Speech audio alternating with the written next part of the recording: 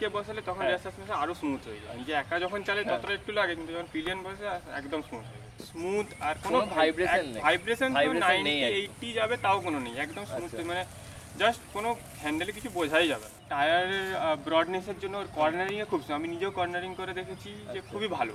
উনি পালসার বা অ্যাপাচিতে আমি চালিয়ে দেখেছি, আওয়াজ একটা থাকে, ঠিক আছে, ওই আওয়াজটা নেই। আর তার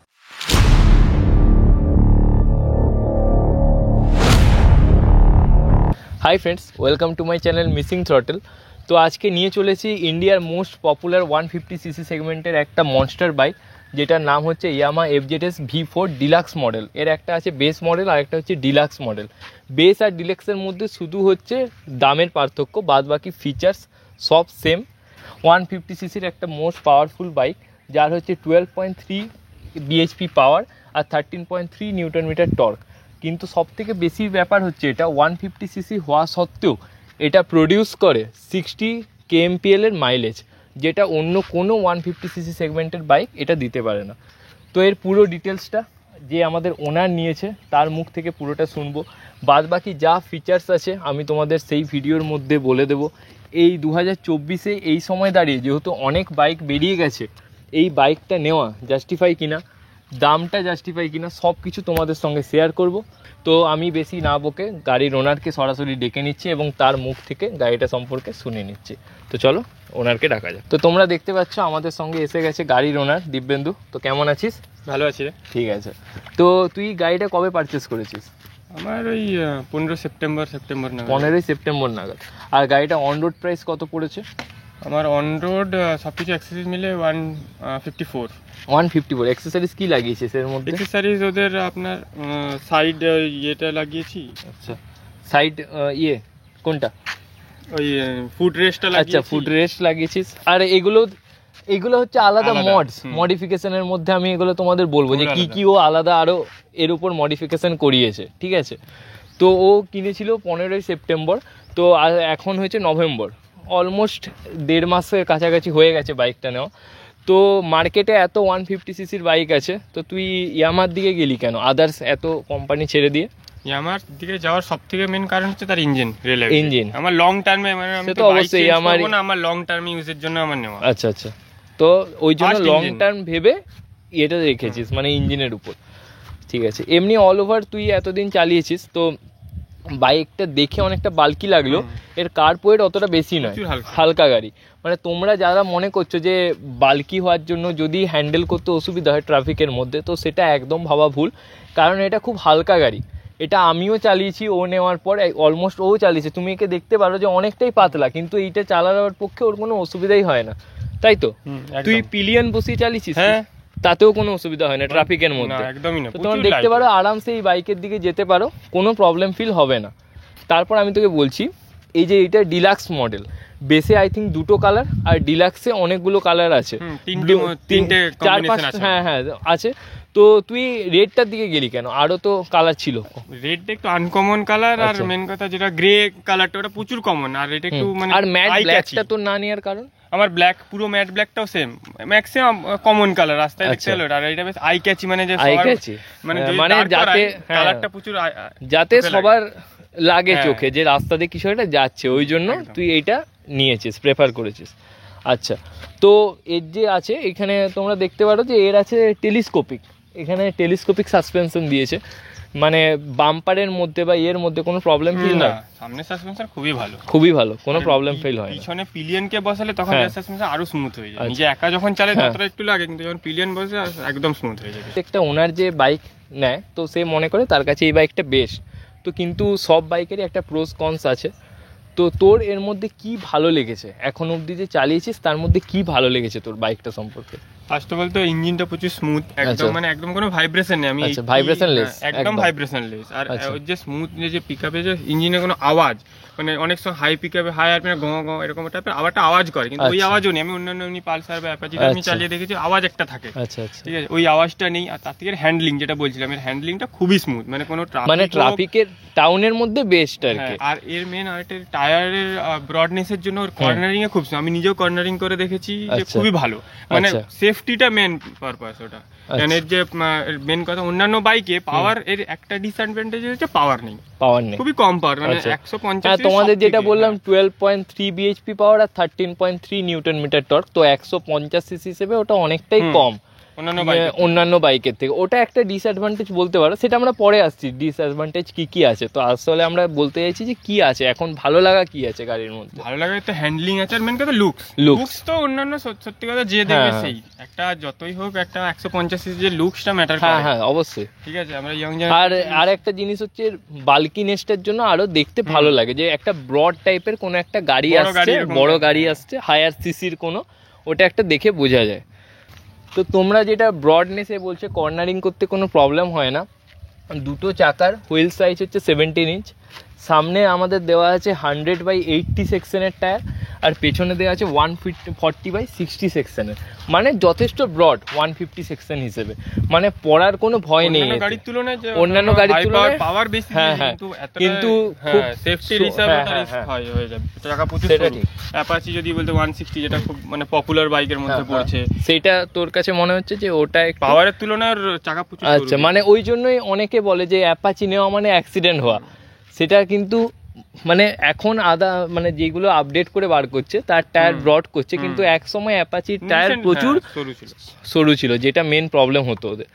আরেকটা জিনিস আমি তোকে জিজ্ঞাসা করছি, এবার তো তুই বললি এত তোর ভালো লাগা আছে, কেনার পর কি প্রবলেম ফিল হয়েছিল বা খারাপ কি লেগেছিল? যে নেওয়ার তো আমার যেটা গিয়ারটা ফার্স্ট সার্ভিসিং এর গিয়ারটা আটকাচ্ছিল, পেছনে ব্রেকটা লুজ মনে হচ্ছিল, আর বাকি ইঞ্জিনের দিক থেকে কোনো কিছু নেই। ইঞ্জিন ভালো ছিল, মানে গিয়ারটা এখন ঠিক হয়েছে, এখন আগের থেকে বেটার। ফার্স্ট সার্ভিস কি হয়ে গেছে ভাই? হয়ে গেছে। ফার্স্ট সার্ভিসে কত টাকা লেগেছে? আমি জাস্ট ইঞ্জিন অয়েল আর চেন লুপ বিটা করেছিলাম, ওটা তো ফার্স্ট সার্ভিসে ওরকমই 750 মত নিয়েছিল। তো 750 লেগেছে ফার্স্ট সার্ভিসে, 750 লেগেছে, মানে রিলায়েবল অনেকটাই ঠিক আছে। আর এখন প্রবলেমগুলো চলে গেছে, ব্রেকিং এর ইস্যুটা না, এখনো ব্রেকিং এর সেরকম ইস্যু লাগে না। আচ্ছা, হাই রোডে চালিয়েছিস এখন অবধি? খুব একটা চালানো হয়নি, মানে এনএইচ বা এরকম মেন ইয়েতে চালানো হয়নি। আচ্ছা, মানে যতটা চালিয়েছিস ব্রেকিং এর দিক থেকে কি বলবি? ব্রেকিং কেমন, মানে ইনস্ট্যান্ট দাঁড়ায়? ইনস্ট্যান্ট, দুটো যদি ব্রেক একসাথে দিয়ে দেয় ইনস্ট্যান্ট দাঁড়িয়ে যাবে। আচ্ছা, দুটো ব্রেক, কিন্তু এইখানে সিঙ্গেল চ্যানেল এবিএস, এটা single channel ABS, dual channel ABS নয়। সামনে তোমরা দেখতে পাচ্ছ এবিএস আছে, আর পেছনে আছে টিসিএস, ট্র্যাকশন কন্ট্রোল বলে এটাকে। তো সামনের ব্রেক আর পিছনের ব্রেক তোমরা যদি একসাথে মারো তো ইনস্ট্যান্ট এটা এবিএস এর মতোই কাজ করে, এবিএস এর মতোই এটা কাজ করে। আর তোমরা দেখতে পারো ডিস্ক ব্রেকের ইয়েটা অনেকটাই চওড়া দেওয়া আছে, ডিস্ক ব্রেকটা। তো সেফটির দিক থেকে মোটামুটি ঠিক আছে, তাই তো? মানে মোটামুটি বলতে ঠিকই আছে সেফটির দিক থেকে, কোনো প্রবলেম নেই। তো তোমরা দেখতে পারো এই ডিস্ক ব্রেকটা অনেকটা চওড়া দেওয়া আছে, তো ব্রেকিংয়ের ক্ষেত্রে কোনো ইস্যু হয় না, তাই তো? মানে ইস্যু হয়ই না একদম বলতে গেলে। আর বাদ বাকি ও যেটা বললো যে সব কিছু যেগুলো গিয়ারের প্রবলেম হতো, ব্রেকিং প্রবলেম হতো, তোমরা যারা পারচেস করছো যদি প্রবলেম হয় ভয় পাওয়ার কিছু নেই, ফার্স্ট সার্ভিসের পর ওটা ঠিক করে দেবে। এবার যে এইখানে তোর লাইটের সেট আপ, এটা হচ্ছে এলইডি লাইটের সেট আপ দেওয়া আছে, আর এগুলো সবই পুরোটাই LED, indicator LED, all over LED লাইটের সেট আপ দেওয়া আছে। তো রাতে বেলা ভিজিবিলিটি কোনো প্রবলেম হয়, ইস্যু হয়? রাত্রে চালিয়েছিলাম, রাত্রে ভালো ভিজিবিলিটি ছিল, মানে কোনো প্রবলেম হয়নি। আচ্ছা, আর তোমরা আরেকটা জিনিস দেখতে পারো, গাড়িতে দেওয়া আছে মনোশক সাসপেনশন। তো এই সাসপেনশনে যখন তুই পিলিয়নকে বসিয়ে রাইড করেছিস, সে কি মনে করেছে মানে কমফোর্টেবল? মানে এক তো তার সিটটা প্রচুর ব্রড বলে সেটা তো একটা অ্যাডভান্টেজ ভালো। হ্যাঁ, প্রথমে বললাম না নরমাল আমি একা মানে এটা বলতে পারো 150 সিসির একটা ফ্যামিলি বাইক, পুরো একদম স্টাইলিশের সাথে ফ্যামিলি বাইক। আর সিটটাও তোমরা দেখতে পারো, এখান থেকে সিটটা ব্রড হয়ে এতটা এসেছে, মানে সিটটা এখানে অনেকটাই ব্রড দিয়েছে কোম্পানির থেকে, যাতে বসতে সুবিধা হয়। তো তোমাদের মিটার কনসোলটা আমি দেখিয়ে দিই কি আছে। এখানে তোমরা নিজেদের নাম চেঞ্জ করতে পারো, তাই তো? এখানে নিজেদের নাম চেঞ্জ করা যায়, যেখানে হাই বলে লেখা উঠলো ওইটা। হ্যাঁ, তারপরে এখানে তোমরা টাইম দেখতে পাচ্ছ, আর এখানে তোমাদের আমি দেখাচ্ছি জুম করে। হ্যাঁ, এই যে এখানে তোমরা দেখতে পারো কতটা চলেছে সেটা দেখা যাচ্ছে, এখানে কত কিলোমিটার, এখানে আরপিএম মিটারটা আছে, এখানে ফিউল কতটা আছে সেটা দেখা যাবে, কিন্তু এখানে গিয়ার পজিশন ইন্ডিকেটর তোমরা পাবে না। এখানে নিউট্রালের ইয়েটা আছে, এটাই তোমরা কস্ট কাটিং করে দিয়েছে ওরা, আর এখানে এবিএস এর সাইন আছে, আর এখানে ম্যাপ দেখা যাবে না। হ্যাঁ, ওই ফিচার্সগুলো নেই, বাদ বাকি যেগুলো দরকার সেগুলো সবই আছে। আর তোমাদের যেটা আমি বলছি, তো আমাদের ওনার যে আছে সে কিছু মডস করিয়েছে এখানে, সেই মডসগুলোর মধ্যে একটা হচ্ছে ওইখানে ইয়েটা লাগিয়েছে, তোমার এইখানে লিভারগুলোকে বাঁচাবার জন্য যে প্রোটেকশন হয় গার্ডগুলো এখানে, যেগুলো তোমরা দেখতে পারো সেই মানে তোমার অ্যাডভেঞ্চার বাইকে যেগুলো লাগানো থাকে সেই বাইকগুলো, এটা খুব ভালো জিনিসগুলো। কেননা কারণ এই তোমার ক্লাচ লিভার, ব্রেক লিভার সব কিছু ভালো থাকে, যদি গাড়িটা পড়েও যায় কোনো প্রবলেম হয় না। তারপর এতে যেটা তোমাদের মেন প্রবলেম ছিল যে এখানে চার্জিং পোর্ট দেওয়া ছিল না, তাহলে লংয়ে যদি নিয়ে যাওয়া হতো তাহলে চার্জ দেওয়ার অসুবিধা হতো। তো এটাও ওনার লাগিয়েছে, তোমরা দেখতে পারো এখানে এই যে চার্জ দেওয়ার এখানে সকেট আছে, এই চার্জ দেওয়ার সকেটে আর এখানে ইয়ে করে ও ইউএসবি দিয়ে ফাস্ট চার্জিং হয়, এমন নয় যে স্লো হয়। তোমাদের মোটামুটি 1 ঘন্টা টাইম লাগলেও তোমাদের হয়ে যাবে চার্জিং, কোনো প্রবলেম হবে না। তো তোমাদের এটা দেখিয়ে দিলাম। আর হচ্ছে মেন এখানে ও এটা লাগিয়েছে, এটা এমনি তোমরা যারা কোনো ধরো হেলমেট টেলমেট নিয়ে যাচ্ছ বা কোনো কিছু নিয়ে যাচ্ছ তো এইখানের মধ্যে ঢুকিয়ে নিয়ে যেতে পারবে। এটা তোমাদের ইচ্ছা মতো করাতেও পারো, নাও করাতে পারো, তোমাদের ব্যক্তিগত ব্যাপার ওটা। আর এখানে পিছনের দিকে এটা হচ্ছে রেয়ার সেকশন, তো তোমরা দেখতে পারো রেয়ার সেকশনটা খুব সুন্দর দেখতে, এক্সস্টের জায়গা, এটা লুকিং ওয়াইজ খুব সুন্দর আছে। এখানে এটাও করিয়েছে এর সঙ্গে ম্যাচিং করাবার জন্য, তোমরা দেখতে পাচ্ছ এখানে অ্যালোয়টা হচ্ছে সোনালি কালারের, আর ওই জন্য এটাও একটু গোল্ডেন কালার করিয়েছে, এটা খুব দেখতে সুন্দর লাগছে।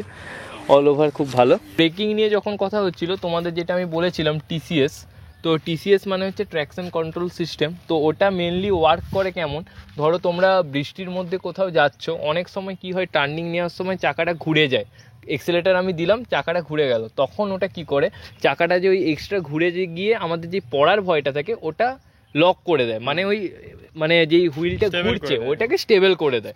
হ্যাঁ, তাহলে ম্যাচ করে দিলে আমাদের পড়ার ভয়টা থাকে না। এটা একটা খুব ভালো ফিচার্স এই বাইকের ক্ষেত্রে, যেহেতু একটু ব্রড আছে, অনেকের মনে হয় যে একটু যদি কন্ট্রোল হারিয়ে ফেলি, তার পক্ষে এটা খুব ভালো।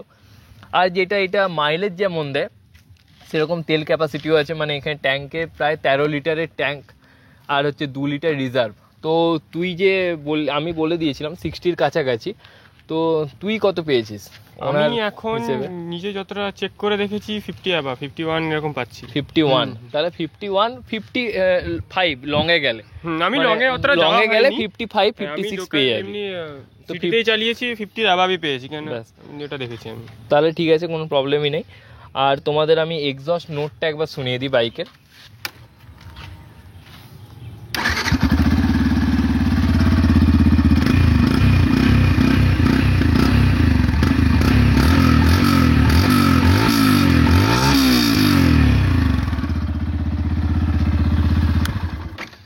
এক্সস্ট সাউন্ডটাও খুব মানে সেই মিষ্টি টাইপের একটা, মানে হালকা হালকা বাজছে কিন্তু শুনতে ভালো লাগছে, আর একটা নোটটাও খুব সুন্দর বাইকের। অল ওভার বাইকটা খুব ভালো।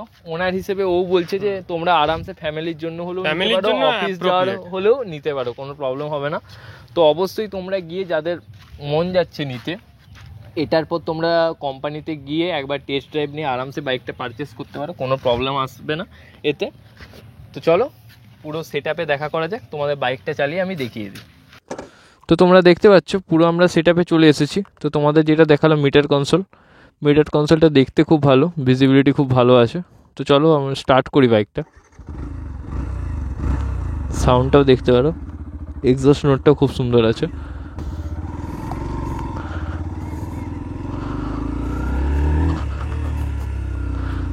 পিকআপও খুব ভালো আছে বাইকটার, এমন নয় যে খুব খারাপ আছে, পাওয়ার কম হওয়া সত্ত্বেও অতটা ফিল করবে না তোমরা যে পাওয়ারটা খুবই খারাপ আছে বলে, ঠিক আছে পাওয়ারটা।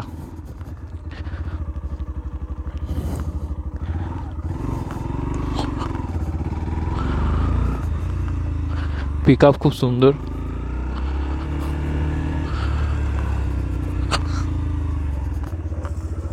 এই যে ব্রেক আমি ইনস্ট্যান্ট মারলাম, সঙ্গে সঙ্গে কিছু দাঁড়িয়ে গেল, এমন নয় যে একটু আগে গিয়ে দাঁড়িয়েছে বা পিছনে দাঁড়িয়েছে, ব্রেক মারার সাথে সাথে দাঁড়িয়ে গেছে।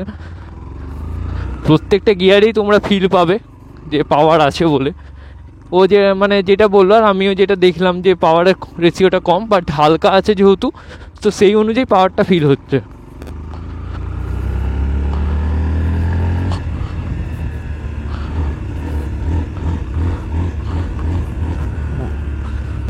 আওয়াজটা তোমরা শুনতে পারো, খুব সুন্দর আওয়াজ আসছে।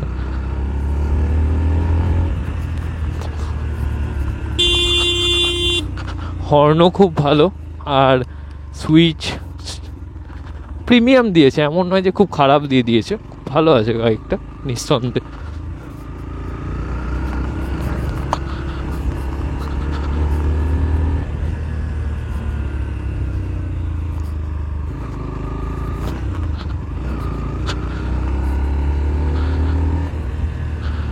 যেখানে ব্রেক মারছো সেখানে দাঁড়িয়ে যাচ্ছে ইনস্ট্যান্টলি, এটা খুব ভালো জিনিস একটা।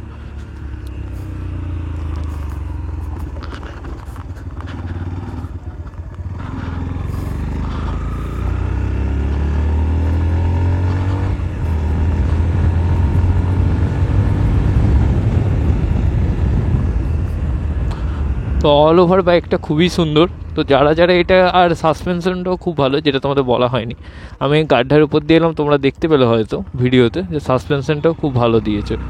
অল ওভার বাইকটা খুবই ভালো। তো যারা যারা পারচেস করতে পারো অবশ্যই নিতে পারো বাইকটা, কোনো প্রবলেম নেই। তো আজকের মতো ভিডিওটা এখানে অবধি। ভিডিওটা ভালো লাগলে অবশ্যই লাইক, কমেন্ট, শেয়ার এবং সাবস্ক্রাইব করে দেবে। তো দেখা হচ্ছে নেক্সট ভিডিওতে। তো চলো, টাটা, বাই বাই।